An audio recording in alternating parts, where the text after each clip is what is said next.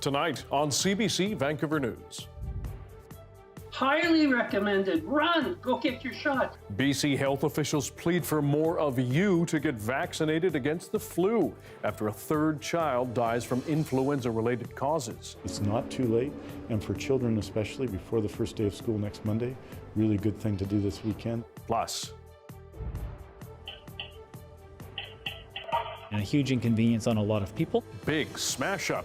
Vancouver police look for a suspect after they say someone damaged more than 100 car windows. And if you look across the province and across the country, a lot of stores have opened up and they're closing. 5 years after they opened in Vancouver, how are legal cannabis shops holding up? This is CBC Vancouver News.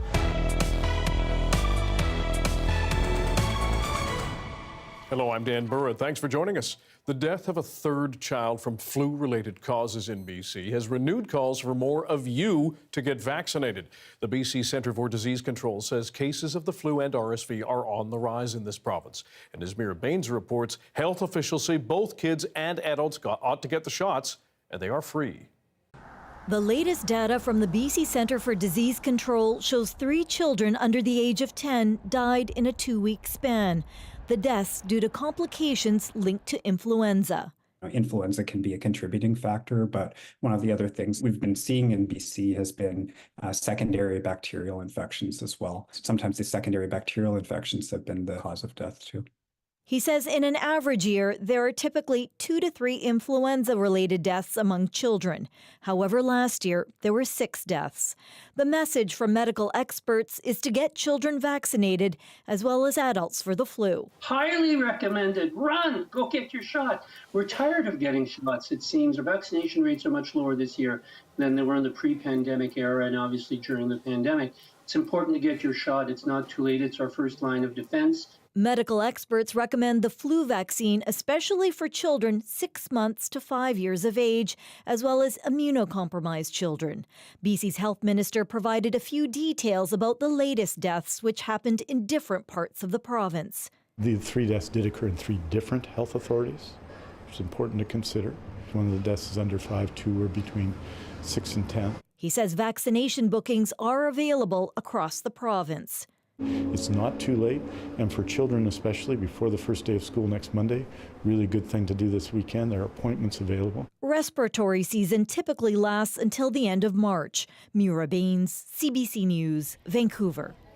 And to clarify for you, flu shots are free for children and adults. RSV shots do come with a cost, available for adults at some select BC pharmacies. Vancouver police are trying to find a suspect after a car window smashing spree. Surveillance footage obtained by CBC News appears to show a person targeting cars parked at Granville and 64th, smashing windows Thursday morning. Police say more than 100 car windows were damaged in the Marpole area, as well as near Broadway and Fur. We believe that there may be other vehicles out there that have been damaged and the owners possibly just don't know about it because they maybe haven't gone out to the car in the past couple of days. So at this point we're investigating, we're pouring a lot of resources into it because we know it's a huge impact on and a huge inconvenience on a lot of people. ICBC has received about 18 claims so far, but says it's too soon to say what the damages will be. Police are asking anyone who hasn't yet made a police report to contact them. The VPD is also investigating a disturbing report that a man posing as a parent tried to lure a 5-year-old girl away from a daycare.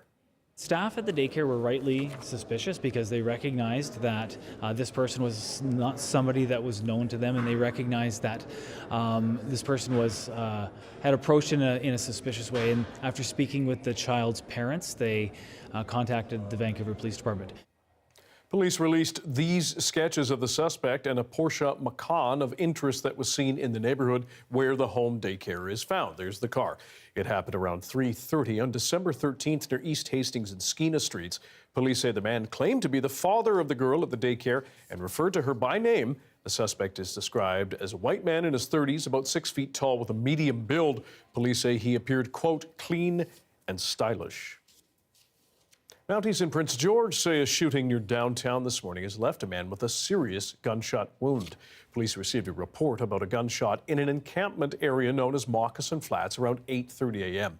Multiple units and police dogs flooded the area looking for suspects. The unidentified victim was taken to hospital for treatment.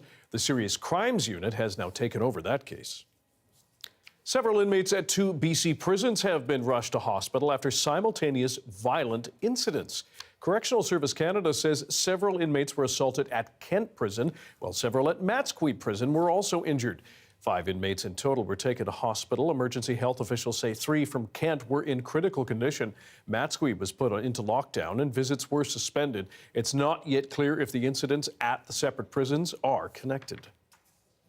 Heads up for commuters who travel through or near the Massey Tunnel. Repairs to the Highway 17A overpass on Highway 99 will begin on Monday.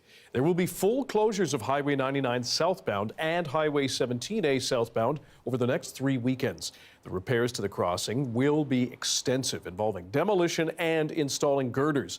That's expected to last until early March, depending on the weather. The Highway 17A crossing was damaged in July after an overheight vehicle hit it. Some barge deja vu this time on Vancouver Island. A wayward barge anchored in the waters off central Saanich began to drift on Thursday, landing near homes along the shoreline. So I realized it had come adrift, and within a couple minutes it was banging off the shore. The Coast Guard says there's no fuel on board and no marine pollution around the vessel. It adds it has not received any reports of damage to the barge or nearby properties. Labor groups and political leaders gathered in Vancouver today to commemorate the deaths of 4 construction workers more than 40 years ago. On January 7th, 1981, the workers fell to their deaths building the Bentall Centre. We must continue to learn from the incident and make changes to make sure that the workers go to work in the morning, come home at the end of the shift safe and whole.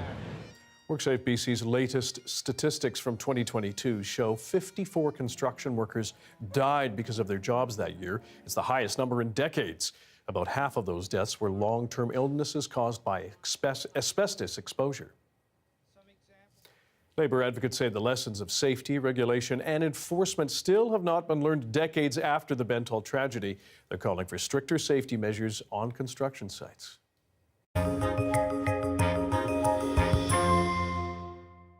5 years ago, Vancouver's first 2 legal cannabis shops opened to much enthusiasm from both customers and business owners. Today, those feelings have cooled amid hefty markups and struggles with competitors. Our John Hernandez spoke to those on the front lines. In 2019, Vancouver's so-called Green Rush finally got the green light. The first legal pot shops in Vancouver opened for business. But 5 years later, is the industry still growing as quickly as many thought it would? If you look across the province and across the country, a lot of stores have opened up and they're closing. Just a lot of unnecessary costs, to be honest. Or is the rush to make money from legal weed fizzling out? We're outside Evergreen Cannabis. This was the first legal pod shop in Vancouver. We're going to talk with owner Mike Babbins to see how he's doing 5 years later. Sit. Yeah, you want to shake your paw? Good boy. I love you so much.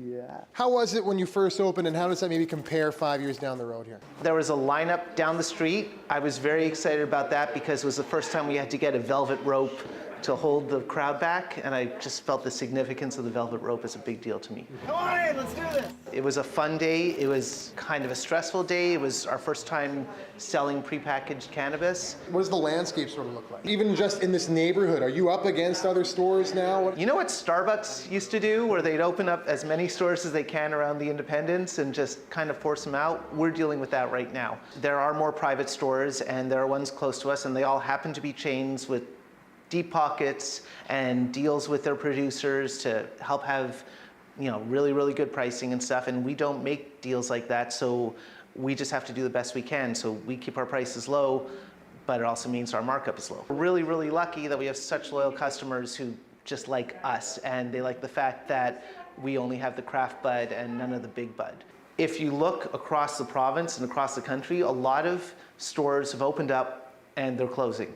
And there's stores where people weren't in the industry, they just saw in the news that there's the big green gold rush, and they put their life savings in and they failed, and they aren't surviving. And I hate seeing that, but as a store, we're basically playing the waiting game to see these other stores fail. You know, and I don't want anyone to lose out, but I got to take care of myself and I got to take care of my team. Competition has been fierce over the years. Since the first 2 legal cannabis stores opened in Vancouver in 2019, over 80 more have set up shop across the city. Aaron Richardson got his license for Sunrise Cannabis 3 years ago. So walk me through the last, I guess, 3 years since you've switched over.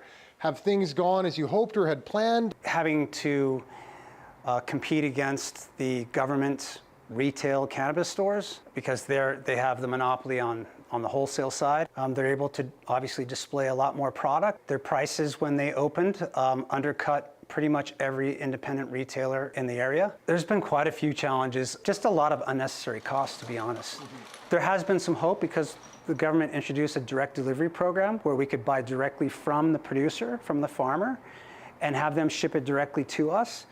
But it's been largely a failed policy because there's been no financial incentive to take it on. And he says under that program, retailers pay the same 15% markup as they would when buying from government warehouses. And so to engage with each other, a local retailer with a local producer, it costs us more to do that than it is to buy from the government monopoly.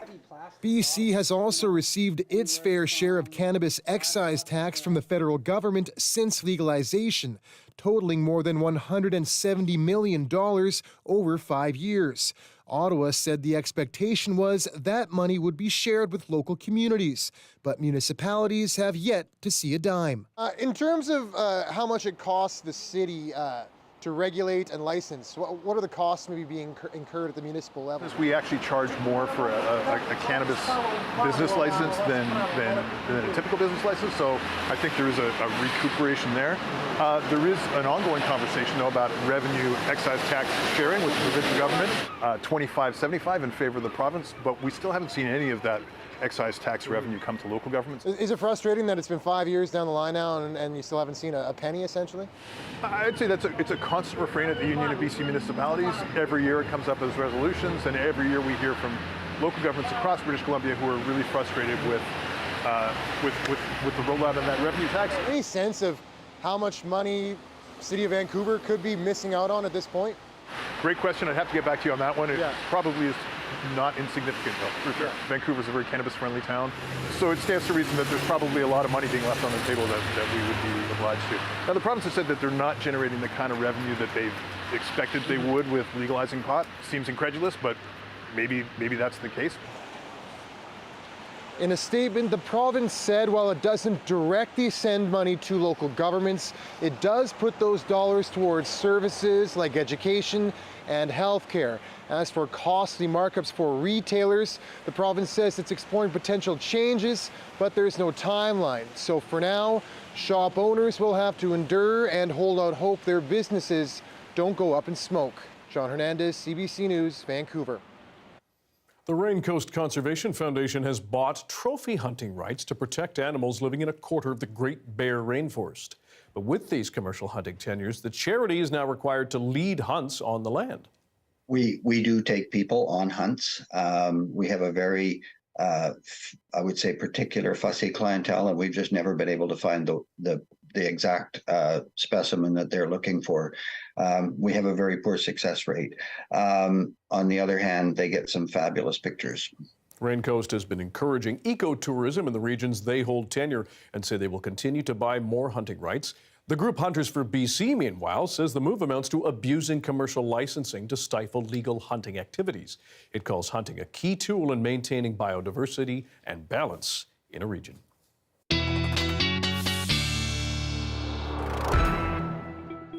Ahead of the weekend and a little bit of colder weather, Darius Madavi joins us now with a first look at the weather. What do we get this weekend? Exactly what you said. We're cooling down. We do get a little bit of precipitation overnight tonight into tomorrow morning across the south coast and breaking into parts of the southern interior, but we do dry off late Saturday, unless you're in the Kootenays, and then into Sunday, pretty much the entire province gets a bit of a reprieve before, as we'll see, the next system rolls in. But for now, you can see plenty of rain and snow coming to some parts of the island, primarily the more southern parts. Now, there is some precipitation happening up here where we can't see because there's a lack of radar coverage, but again, most of it is concentrated in this more southern part of the south coast, for now at least. Now, if we take a look at the weather watches and warnings we have in place from Environment Canada, you can see there's a rainfall warning for parts of the east coast, especially around Nanaimo, and then for Howe Sound, we're looking at around 40 to 50 millimeters of rain by tomorrow morning, and then a snowfall warning also in place. This should come down overnight tonight.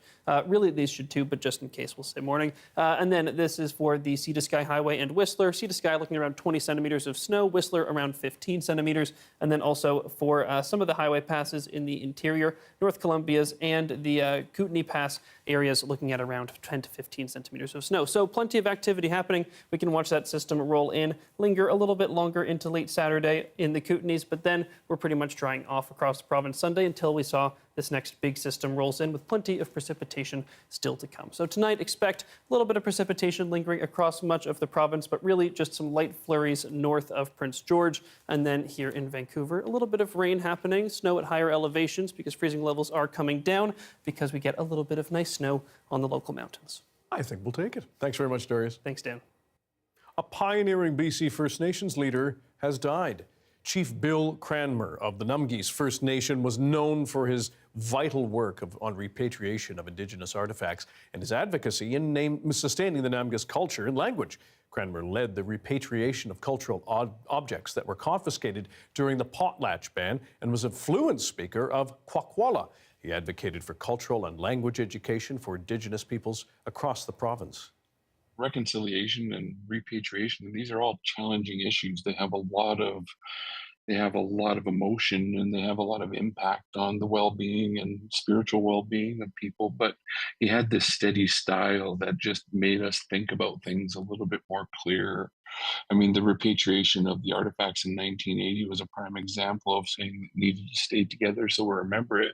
But he also realized we needed a facility that was going to be able to house it without it deteriorating any further. And Bill was just really forward thinking on this clarity on what it took to solve problems and that real solutions couldn't be at the cost of somebody else. Cranmer died earlier this week at the age of 85. A celebration of life for him is taking place in Alert Bay this weekend. It is Tamil Heritage Month. Up next, we'll speak with the president of the Tamil Cultural Society of BC to learn why it's so significant. You'll want to hear this.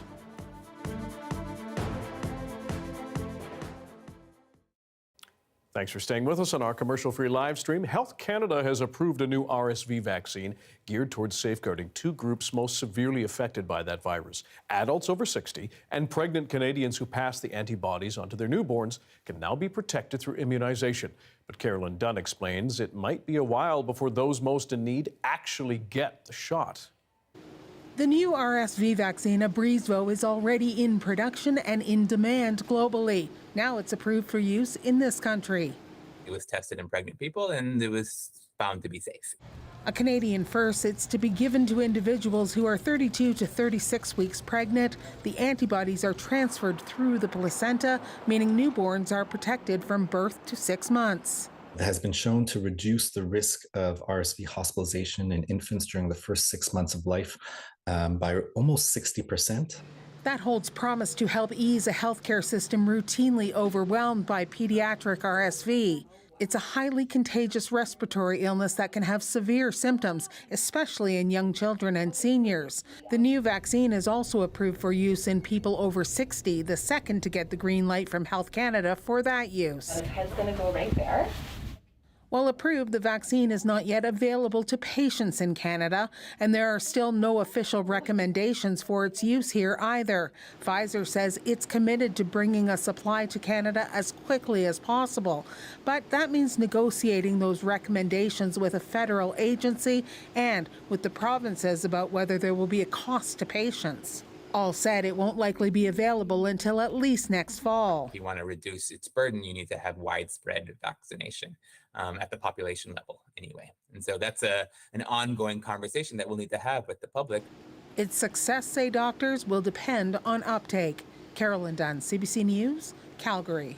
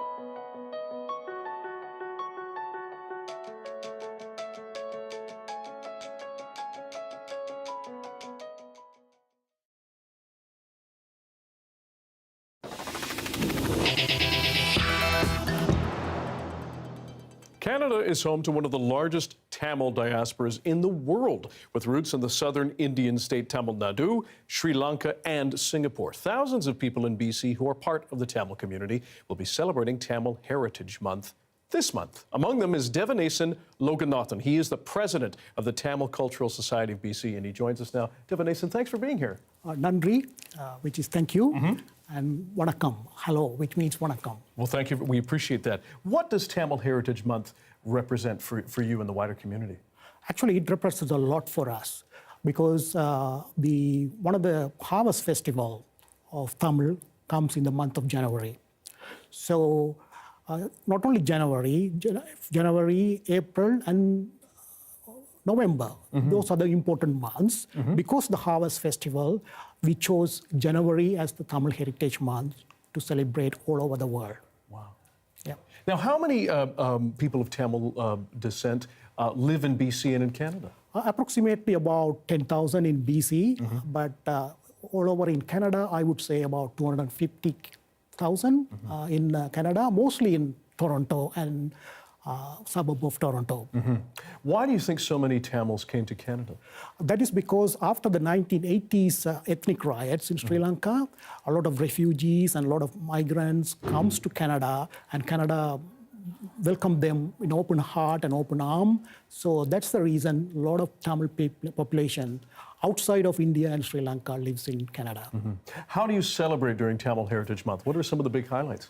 We have a celebration in BC called Tamil Heritage and Thai Pongal celebration. We showcase cultural events. Basically, all three aspects of Tamil language, EL, Isai, Nadagam, means music, drama, and literature. We showcase all of them in one event. We alternate the cities. Last time we did it in Vancouver, and this time we are going to do it in Delta. So one of the chief guests, one of the special guests of the event is BC Housing Minister Ravi Kahlon. The Honorable Ravi Kahlon will be there. So that's the plan for this year. And why is it important for you to share Tamil culture and heritage to a wider audience? Oh, it is very important to have all the other audience involved in that. The reason is, I believe Tamil Canadians contributed or still continue to contribute to the cultural fabric of our society, and the inclusiveness and intercultural understanding and respect for one's neighbor, those are all important aspects of Canadian dream. So we need to showcase our values to rest of the Canada so that everybody will understand. And if anybody wants to go to the event in Delta, when is it and where? It's on January 27th at Genesis Theatre in Delta. We'll start at 5 o'clock and it will be run until 8 o'clock. And at the end, we'll have a sweet pongal served. That's all. Sounds delicious Yes. and fun. Devanesh and Loganathan, thank you for joining us. Appreciate it. Okay, thanks a lot. A Russian woman struggled to get Canadian citizenship amid complications with a Kremlin conviction for speaking out at the start of the invasion of Ukraine. That story is next.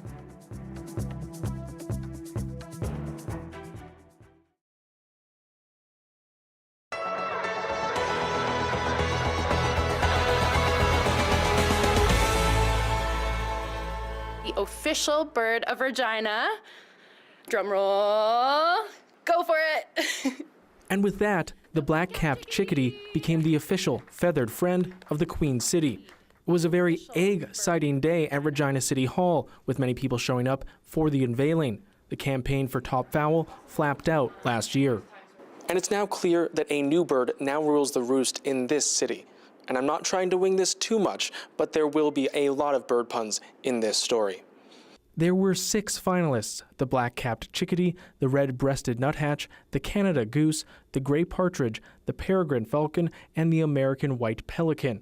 And the competition did ruffle a few feathers. Late last year, residents were able to cast their votes online as experts and local celebrities advocated for their favorites. The black-capped chickadee jumped out to a late lead in the voting period, which caused some people to think that Big Chickadee was trying to tip the scales in that species' favor. It's welcome news for excited bird expert and chickadee advocate Ryan Fisher. Black-capped chickadee is a small bird that punches above its weight. Just like Regina, we're a small, medium-sized city that punches above our weight here in Canada. Fisher says the chickadee doesn't head south during the winter, which could be why it won. And the contest was popular. More than 21,000 votes were cast. Regina's mayor says she gets why people were beaking about who should win. We are a community that does really celebrate nature. You know, and it's not, I think it's something that we sort of take for granted. But if you look at the way we maintain our park space, even the volume of park space that we have, I think we're a community that really values it. And then to have something like a little fun competition around it, it connects us. The winning bird is a favored feathered friend in other cities too. The cities of Guelph, Ontario and Calgary, Alberta have also named the black-capped chickadee as their official bird. Alexander Kwan, CBC News, Regina.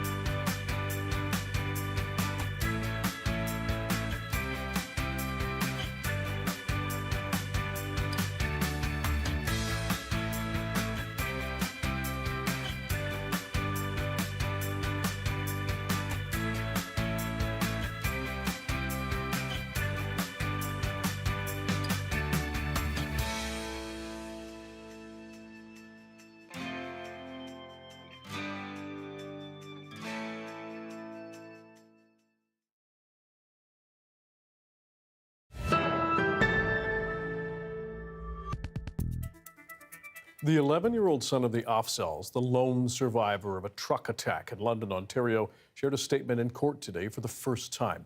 The boy shared more on the loss of his parents, sister, and grandmother in June 2021. Thomas Dagla has more on what happened at convicted murderer Nathaniel Veltman's sentencing hearing. To hear from young students describing their grief, the Islamic school at this London mosque hasn't been the same for 2.5 years. Ever since the school lost a student, Yumna, killed alongside her parents and grandmother, run down by an avowed white nationalist in his pickup truck. Yumna's young brother was seriously injured. That heartbreak doesn't really go away. So what I hope is people across the country, across the nation can get a glimpse of that. Today, inside the courtroom, the surviving boy's words were spoken by his cousin, delivering the 11-year-old's own victim impact statement, the boy's first public comments since his family's murder. "The offense has made me very sad," he wrote. I can't talk to my family anymore and make new memories with them. The offense caused me to break one of my legs and fracture my collarbone. We hope that the sentencing will, take a strong action to make sure this is clear, that, terrorism of this nature will not be tolerated in our community. The child's young schoolmates read their own emotional victim impact statements, with one boy telling court, "Some people are going to hate us for who we are, and this guy showed it to all of us." The convicted murderer, Nathaniel Veltman, sat in the courtroom expressionless. All of it part of the sentencing process that could still see his attack formally labeled terrorism. We're going to hope to persuade the judges this was not an act of terrorism, that it was an act that was predicated on his mental deficits. Downstairs at that school in London, a part of Yumna Afzal lives on. The mural she painted herself, urging fellow students to shoot for the moon. She and her family are missed by many, their loved ones' pain resonating in court. Thomas Daigle, CBC News, Toronto. A new study is calling attention to the growing risk of technology-based sexual harassment in Canadian schools. It comes as authorities in Winnipeg investigate deep fake nude photos of female students circulating at a high school. More now from Deanna Sumanak-Johnson. Tech-facilitated sexual violence and harassment are on the rise in Canada. It can be coercion, for example, to send nude images. It can be what we call cyber flashing, like getting sent unwanted sexualized images. Things like having your intimate images shared without your consent. Still, according to a new report, it's rarely addressed in schools, even when teachers talk about cyberbullying. Very few provinces and territories are actually talking about online forms of sexual violence. Another problem, across Canada, the curriculum isn't keeping up with social media and other technologies that define teens' lives. The newest culprit, use of AI to doctor images of teens and use them for embarrassment or sextortion, something that happened at a Winnipeg school just a few weeks ago. It just caught like rapid fire. Everyone was talking about it. This 15-year-old in New Jersey was informed her photos were AI manipulated to appear like pornography on Snapchat. The boy who is believed to have done it got a short suspension. Now the girl is speaking out alongside her mother. She wants to tell her story publicly to push for change. And I was walking through the hallways, and I see also these group of girls crying about the situation, and then I see these group of guys laughing at them. And so that's then I stopped being sad, and that's when I got really mad. And my daughter asked me, she said, "Mom, I don't want to sit and pretend that nothing has happened and let them believe that everything is okay, because it's not. I would like to self-advocate." This sexual health expert who gives talks in schools says there's one thing school boards can do immediately. A lot of teachers are given very little support, very little training on this topic. Something teachers tell her all the time. I don't know what's age appropriate. They're really worried about how much information do I give a grade 8 student versus a grade 10 student. Experts say it's also important for educators and parents alike to stay up to date on what technology teens are using, supporting them as they navigate the online world. Deanna Sumanak-Johnson, CBC News, Toronto. A Russian woman in Ottawa could be denied Canadian citizenship because she criticized Russia's invasion of Ukraine. She was tried and convicted in absentia by a Moscow court and sentenced to 8 years in prison. As Matthew Kupfer explains, that conviction is putting her immigration status here at risk. It feels pretty bitter when I think about it right now. Maria Kartasheva is still raw over her citizenship ceremony last spring. She had to step aside because she was facing criminal charges in another country. I had to sit there listening this judge saying how all of those people deserved to get this Canadian citizenship, which means I didn't deserve it. Kartasheva has lived in Canada since 2019 and is a permanent resident. She says she told immigration officials about the charge she was facing in Russia, a law passed after the invasion of Ukraine, banning spreading what the Kremlin deems false information about the Russian army. Kartasheva had posted photos on her blog and encouraged people to share information about the massacre in Bucha of more than 400 people. Russia has denied any atrocities. Just last month, she received a letter from Canadian immigration officials saying there might be an equivalent law in Canada, citing a section of the Criminal Code about harming individuals with false information over telecommunications. Kardasheva was asked to defend herself.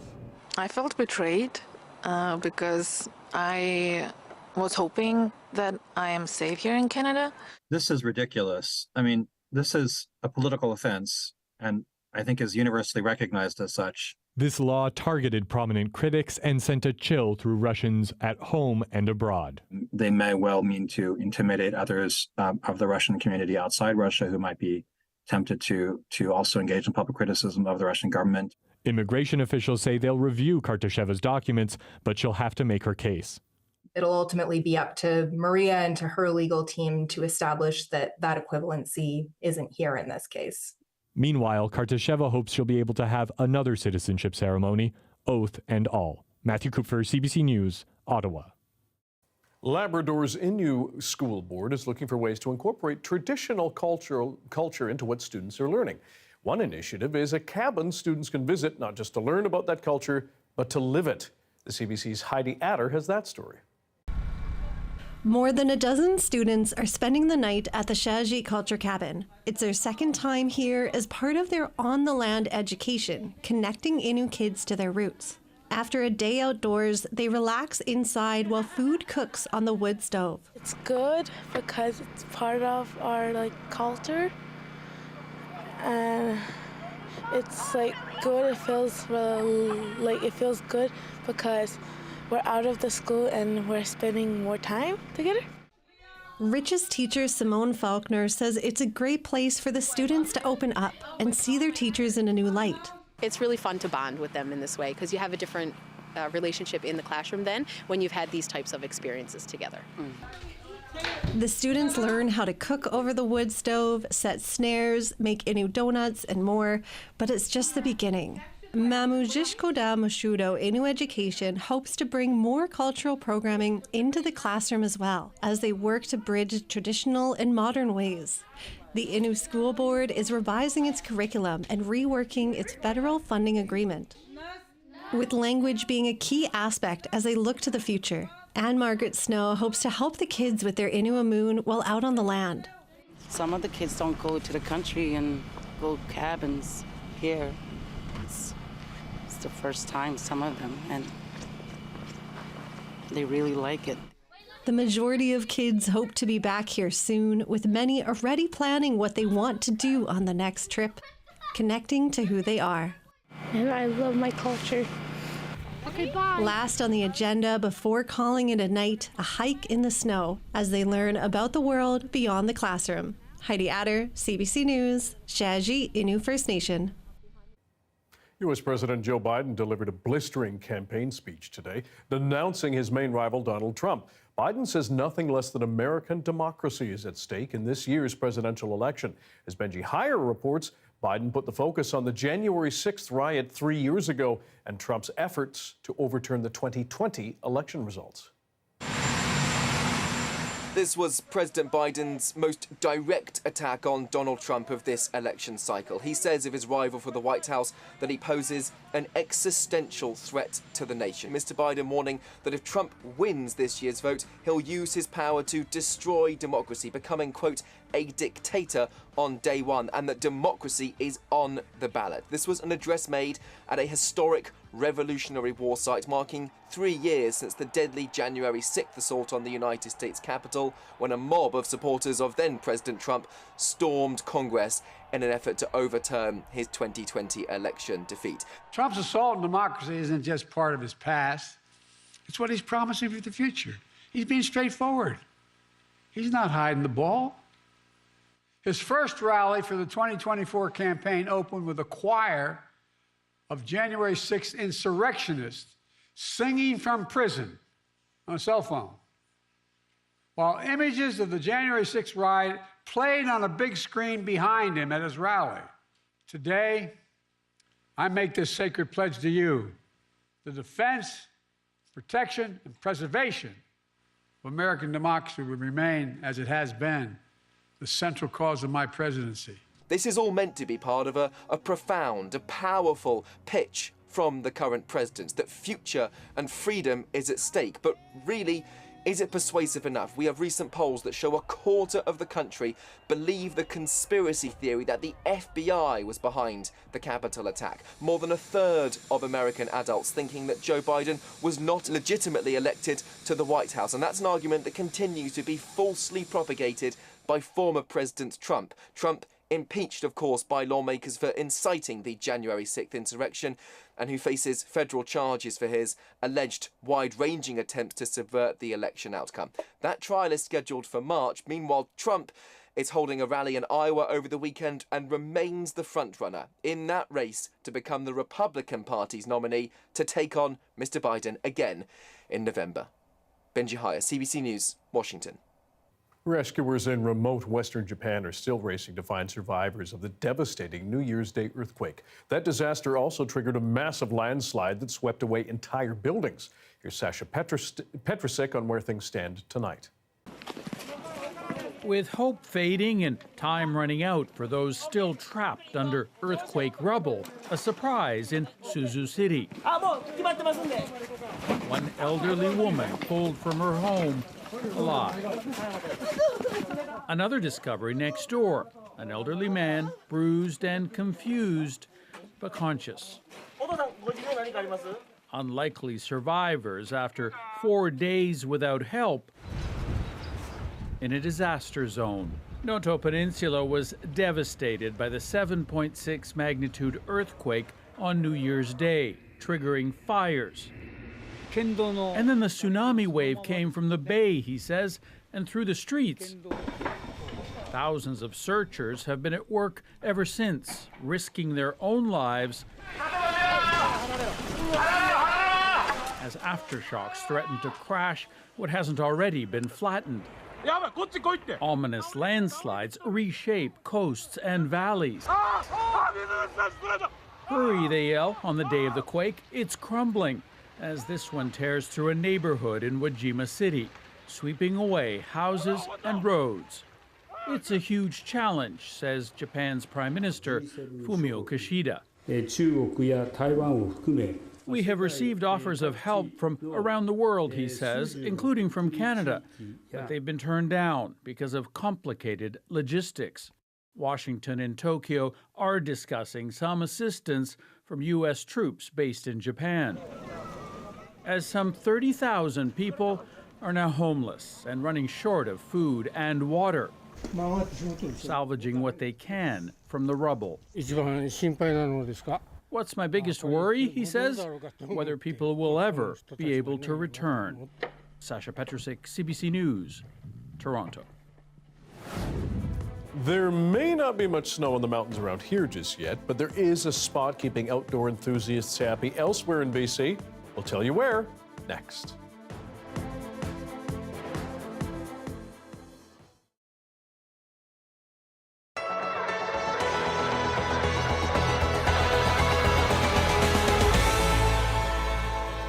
Pine beetles, mountain pine beetle in particular, is a bark beetle, and it spends most of its life underneath the bark of pine trees. And so we see the sign of those successfully attacked trees as the needles turning red, eventually becoming brown and falling off. When we see those tracks of red trees, they're not recovering, they're dead. Populations of mountain pine beetle had decreased about 98% from a height measured in 2019. And we know that there are a number of factors that have affected those populations and contributed to that decline. One of those being the cold overwintering temperatures that we've been having over the past few years. Those low -30s and -40s, even for a couple of days, are very effective at killing mountain pine beetle. Forest fires that we've experienced in the province, particularly in this past year, have taken out stands. We had active mountain pine beetle outbreaks, and also the government control efforts where they go in, identify individually affected trees, they cut those trees down, and then they burn them on the spot to remove those beetles from the population. The populations are going down, but they're not going to be zero. It is a cautious optimism, and it's also a cautionary note that mountain pine beetle isn't the only destructive forest insect on the landscape. To take action proactively, when we see populations come up, limit the potential for these massive landscape altering epidemics like we saw with mountain pine beetle over these last couple of decades.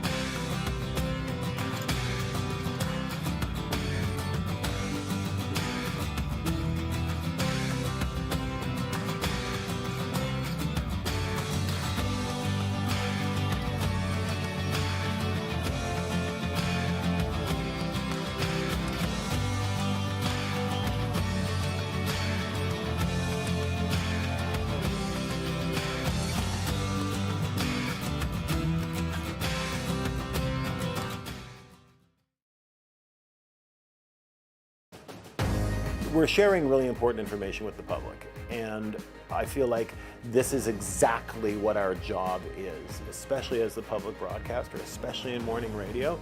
That's incredibly important. Hey, I'm Johanna Wagstaff. And hi there, I'm Rohith Joseph. And we're asking for 10 minutes of your day to go through the 10 things that the UN recommends we can all do when it comes to climate change. Please don't leave. No. And also, the things aren't new. We are just wired to not do them. We promise you to help you figure out your brains, and you and your people can make better choices to combat climate change. 10 Minutes to Save the Planet is available now on CBC Listen and everywhere you get your podcasts.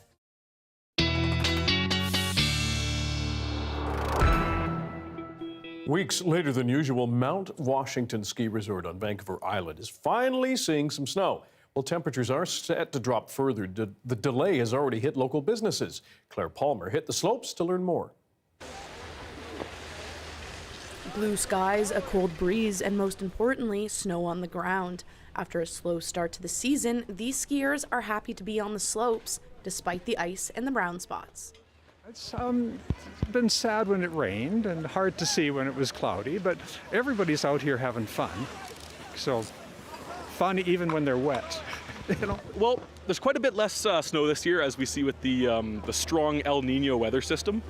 But it's definitely not bad. It's definitely skiable. I'm enjoying myself. After some snowfall over Christmas, Mount Washington is in better shape than many mainland ski resorts. However, their snow base still only sits at 40 centimeters, when usually this time of year it should be closer to 100. But the resort says it's still business as usual. It definitely depends day by day. Over the holiday season, we were really steady in the couple of thousands, not as busy as a typical holiday season when we do have a bit of nicer snow conditions going on. But we've definitely seen a lot of folks still coming up here to recreate in the Tube Park, get up here and just enjoy the general mountain atmosphere over the holidays. Down in the valley, some businesses are feeling the effects of the El Nino.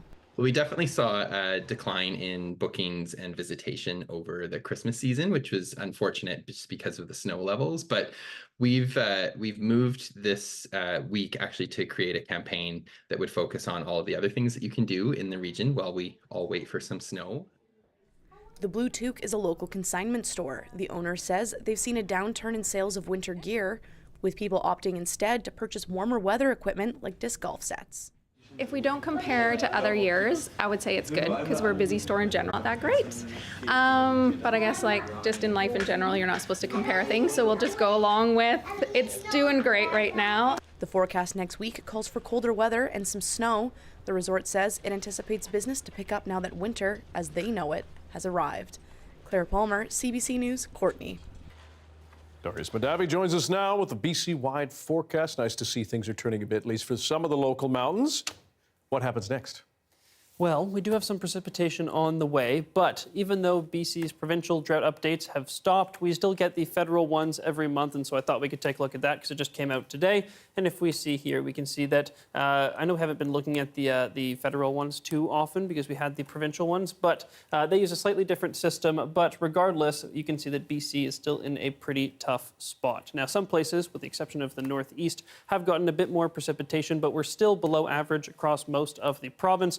South Coast, actually, since the last update, has improved a little bit because we have gotten more rain. Not much good news for the local mountains, though, because of the warmer temperatures. It does seem like most of that is coming as snow or as rain rather than snow. So even though with precipitation has picked up a bit, not really good news for the local mountains. Now, as things do continue to cool down, maybe that changes. I also want to point out in the central prairies, you can see there, we do still have some pretty severe drought conditions. Now, the thing is, if this doesn't change through the winter, if we don't start getting more precipitation, the levels back up to normal, which it seems we might not because of El Nino, this could be a pretty dire situation going into next year. This is the same situation we were in the fall of 2022 going into 2023, and we know what that turned out to be in terms of the drought situation and the wildfire situation. So Environment and Climate Change Canada is already warning that if we do not see some changes pretty soon, it could be shaping up to be another really nasty wildfire season. Now, we do have a bit of change coming right now. We do have another system rolling through, so a bit of rainfall. Don't know if it's going to shift the drought situation, but it's a bit of good news, and especially because freezing levels have continued to come down, so that does mean snowfall for the local mountains here in Vancouver, and especially at Whistler, where they're expecting around 20 centimeters once again, so just be aware of that if you're traveling along the Sea to Sky, and same story for the Kootenay Pass and for the North Columbias. Quite a bit of snowfall expected in those locations as well. Now, in terms of temperature, I did mention that temperatures are coming down, which is why we're going to continue to see freezing levels fall. It's because partially of this Arctic air that's starting to make its way down through the province. So it seems like right now the coldest we're going to get comes later this weekend as this Arctic air continues to travel further south. Right now, Monday is the coolest. We warm up a little bit as we get later into next week, Tuesday and Wednesday, and the temperatures start to fall again late next week. Now, again, it's a bit early, so that could change, but at the moment, that seems like the most likely situation, and freezing levels will continue to fall into the following weekend. In terms of precipitation, just want to take a quick look at our accumulation map because a lot of the rain that was coming has already fallen for some places, including on the east coast of the island and Howe Sound. A lot still to come, potentially up to another 20 millimeters or so, but as you can see here, a lot of it has fallen already. The same story for Whistler, where they have gotten quite a bit of snowfall now, so some nice powder for tomorrow, and that could continue later into tonight, but should cease by the morning. In terms of conditions, most of these precipitation warnings are just a chance or just light flurries or showers, so not too much to worry about as we get later into tomorrow. All that snow that was in the eastern parts of the province also stopping by around noon tomorrow. And then here in Vancouver, you can see those freezing levels continuing to come down, come up a little bit mid next week, and then expected to fall again late next week. So expect a bit of a drier weekend, a bit of sunshine, although a bit chilly. Okay, and since you're back and it's Friday, it's time for...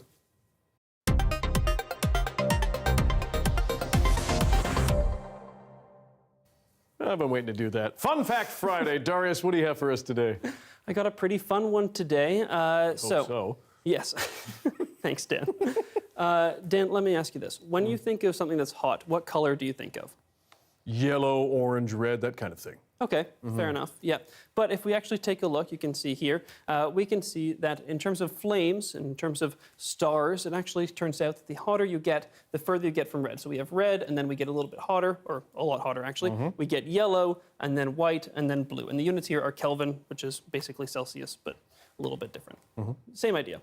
You can see that we get quite a bit change in color as we continue to warm up. But what happens if we go beyond blue? I don't think any of us have seen a flame that's hotter than a blue flame. And so is it possible? Take a look here. You can see that even if we look at stars, as we continue to move that curve further left, as we continue to increase the heat of that star, the color goes from red to yellow to white and then to blue. And as we continue to move that curve over, it just stays blue. And the reason for that is the peak of that curve is moving into the ultraviolet part of the spectrum, the part that we can't see. The visible light part of the spectrum stays pretty much locked in the blue area. The highest point we can see is blue. So the star continues to seem blue.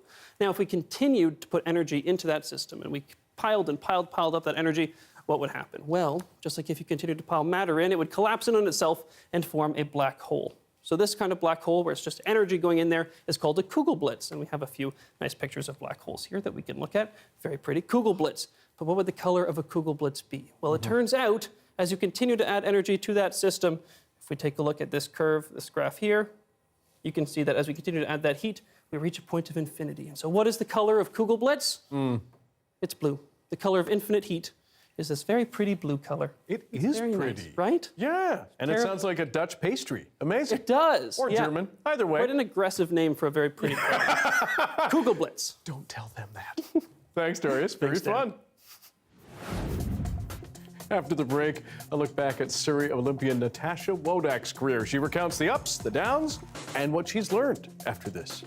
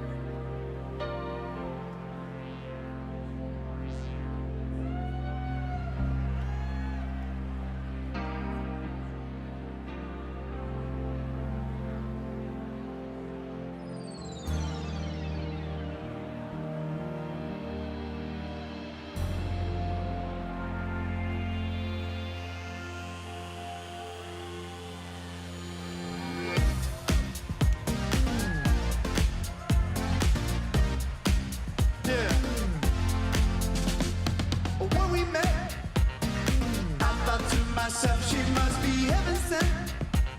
Oh yeah. But as of late, communication started to deteriorate. Not great. Now I gotta have a word with you. I gotta have a word with you. I heard the rumors, percolating round the side and listen too much. Oh no. I was in denial. Didn't think that acting shady was your style. For a while, now I gotta have a word with you. I gotta have a word with you. Let me get a word or two. I gotta have a word with you. Toronto, can I play some guitar, please?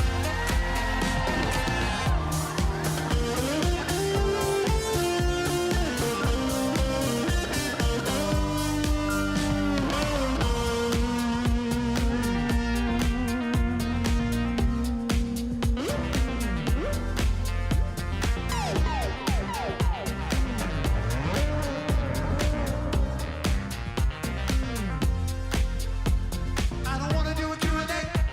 No fingerprints of DNA. No need for an interview. Just a word or two. I don't wanna do a Q&A. No fingerprints of DNA. No need for an interview. Just a word with you. I don't wanna do a Q&A. No fingerprints of DNA. No need for an interview. Just a word with you.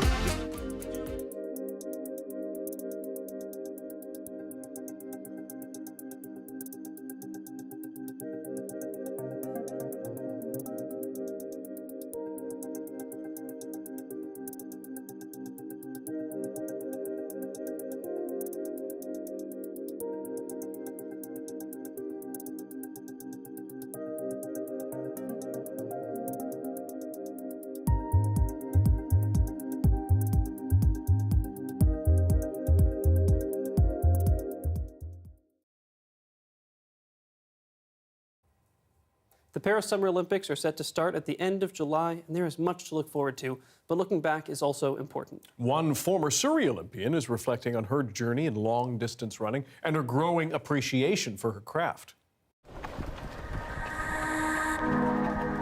I've been running since I was in elementary school. I made my first national team when I was 28 years old. And Wodak has the support of the crowd behind her. I've done 3 world championships. I competed at the Olympic Games in Rio in the 10,000 meters. I've run a lot of those 25-lap races. And I was ready to be done with the 10,000, and then the marathon just seemed to work out. All right, Tasha! I tried in 2013 to run a marathon, and it wasn't for me, so I didn't run another one for 7 years until I felt like, I guess I was mature enough to run one well. There's been times in my career where I've lost the passion for it, and that just hasn't happened in the last 5 years. I've really enjoyed the sport. I've really enjoyed getting into the marathon. Like, you have to be, I guess, very patient and smart when you run a marathon. And I think sometimes when you're younger, you know, you take more risks, I guess.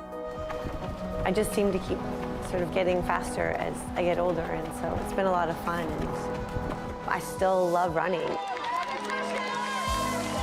I think too, I know that like my career is coming to an end, so I'm enjoying every bit that I can get in the next few years coming. It's been a long road, and a lot of challenges along the way, but here I am, still going. Good for her. And you'll be able to watch the Paris Olympics in the summer right here on CBC. Thanks for being with us tonight on CBC Vancouver News at 6. You can watch this newscast on CBC Gem, our free app, as well as on YouTube and our website, cbc.ca/BC. We will have your next local news at 11 o'clock right after the National. Good night.